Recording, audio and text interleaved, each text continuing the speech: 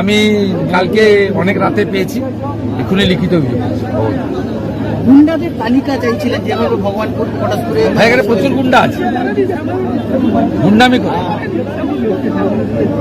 এই নির্বাচনে গুন্ডা রাস্তায় থাকবে না। ব্যাক হিস্ট্রি আছে, কেসের তালিকা আছে, এনআইএতে জেল খাটা আছে। কোন গুন্ডা রাস্তায় থাকবে না, থাকতে পারে না। দাদা সিউড়িতে গুন্ডা মুক্ত নির্বাচন ইলেকশন কমিশনই ঘোষণা করেছে। চিফ সেক্রেটারি বলেছে ছাপ্পা মারতে দেব না।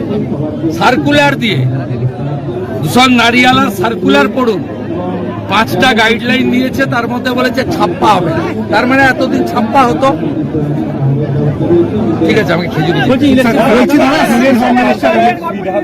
তিনি আপনাকে বন্ধু বলে সম্বোধন করে বলছেন যে লোকসভা ভোটের নিরিখে আপনারা বলছেন ভবানীপুরে এগিয়ে, কিন্তু বিধানসভায় মমতাকেই ভোট দেবেন, সব হিসেব ভালো ভালো দিবা স্বপ্ন দেখা ভালো। উনাকে বলবো উনি উনার ওয়ার্ডে 77 নম্বর ওয়ার্ডে সব জায়গায় গুন্ডামিটা করবেন।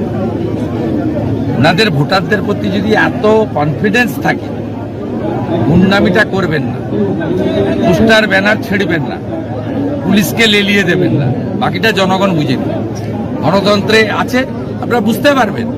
কোন পশ্চিমবাংলার সচেতন লোক, শিক্ষিত লোক, বিবেক বুদ্ধিমান লোক, তিনি হিন্দু হতে পারেন, মুসলিম হতে পারেন, তৃণমূলকে ভোট দিতে পারে না। এই নির্বাচনে তৃণমূলকে ভোট দিতে পারে না, কিছুতেই পারে না।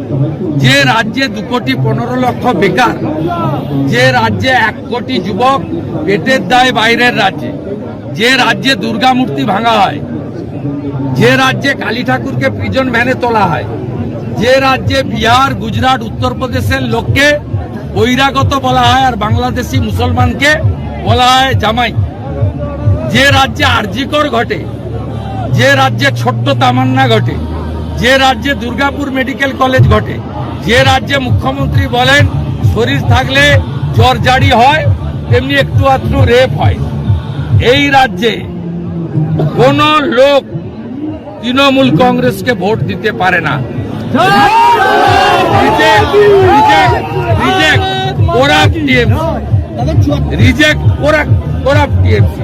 ওটা কলকাতা দেখবেন ব্যানারে ছেয়ে গেছে, রিজেক্ট করাপ্ট টিএমসি।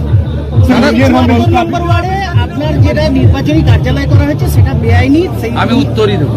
দাদা সিউড়িতে ক্যারাম বিতর্ক আছে না? মমতা ব্যানার্জির বাড়িটাই বেআইনি, কলকাতা পোর্টের জায়গায়। ওকে আগে বলবেন ওর বাড়ির দলিলটা দেখাতে, তারপরে আমি কাগজ দেখাবো। নিজেই জবরদস্তি